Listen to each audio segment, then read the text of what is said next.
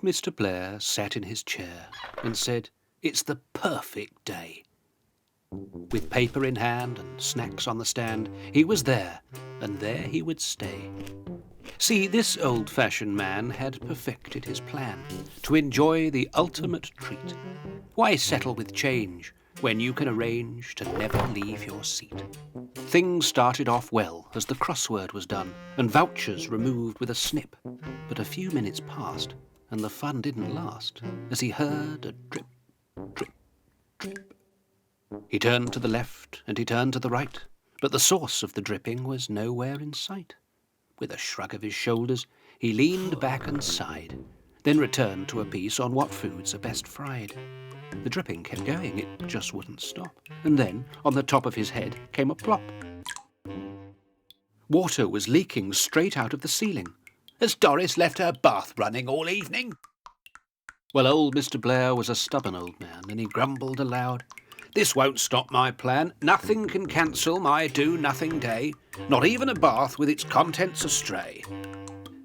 He munched on his biscuits and sipped on his wine and thought to himself, "I'm sure this is fine. If I just wait it out, then the drips will stop soon. Then it's me and Sudoku all afternoon." Ink started to bleed. He struggled to read as the water kept dripping down. His paper was soggy, the carpet felt boggy, and his slippers had started to frown. When it lapped at his shins, he wasn't alarmed. Mr. Blair still felt sure that his day was unharmed. Not a thing on the planet could ruin his aim, which was keeping his lifestyle exactly the same. Now, waist-deep in water and still on the rise, he hadn't a single concern. But reaching his shoulders, a twinge of surprise caused his eyebrows to dance and stomach to churn.